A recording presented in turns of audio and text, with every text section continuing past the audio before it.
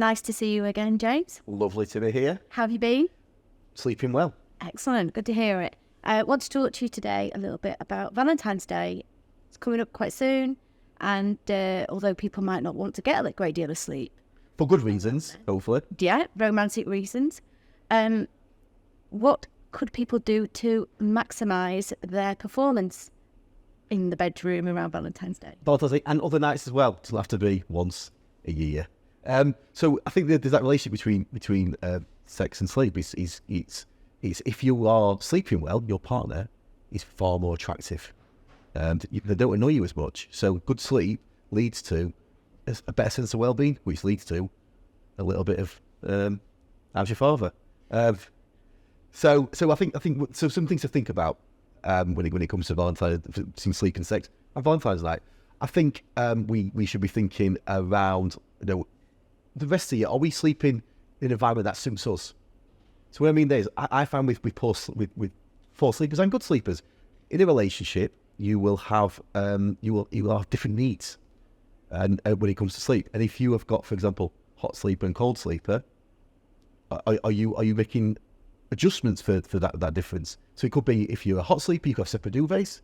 You could be looking at a mattress that's got natural fillings and springs, so it allows the airflow and helps that. So that can be a way. So if you're the right temperature, you're more likely to fall asleep easier and stay asleep. So when you wake up, your partner becomes instantly more attractive. Where if you're not in that state, you look at them and think, shut up.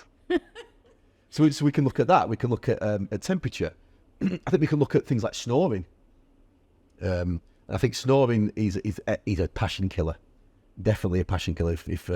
If somebody's snoring in the bedroom, the snorer may be asleep, unaware of it. Their partner's there, like, I'm gonna kill you. Yeah. That is not good foreplay. That's not leading to good foreplay. So we should maybe look at, if we're snoring, could it be sleep apnea? Sleep apnea is a breathing disorder where we stop breathing during the night. A sign of sleep apnea is the sound we make. So snoring would be,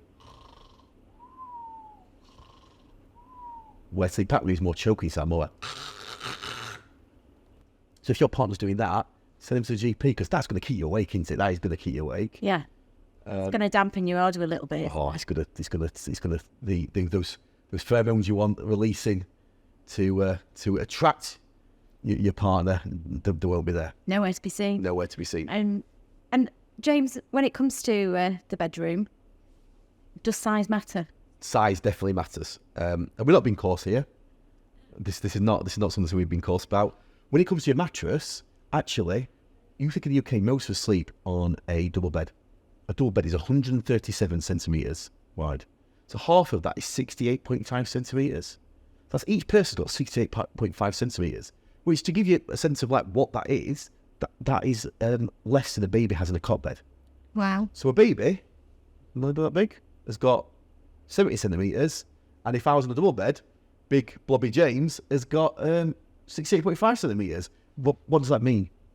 That means that your partner's right next to you, breathing all over you with a death breath. Oh, no thank you. Flailing their arms about, touching you when you don't want to be touched. Yeah. Not going to be helpful to sleep. Right in your face. So a real key to romance, it could be just stepping it up from a double to a king size. That is definitely true. Buy a bigger bed. Size does matter. There's a 6-inch difference between a double bed and a king size bed. A king size bed is 6 inches bigger. Yeah.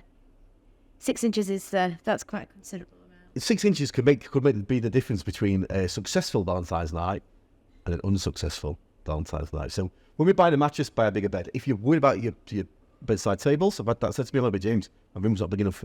If you have a bigger mattress or a bigger bed, I can't get the bedsides in. Forget the bedsides. It's more important to have the bigger bed, I would say. You're going to fall asleep quicker, better quality sleep. So I would say have a bigger bed. And you can see, so this bed is a divan bed. This is a divan bed. This is the same size as the mattress. So if you are struggling for space, a divan bed probably more helpful than like a bedstead, which has got a bit more sort of like wood around it or upholstered. So size matters. Buy a bigger bed. What do you have planned for Valentine's Day? Well, coming from Yorkshire, nothing, because this is not from me. This is from Mrs. Sleep Geek. We're not wasting money when all the restaurants put the prices up for one night. So nothing probably. It sounds like you've got all the tips anyway already, so she's not going to be disappointed. I think you'd have to ask Mrs. Sleep Geek on the 15th of February. Was her Valentine's night disappointing? Make a note to do that then.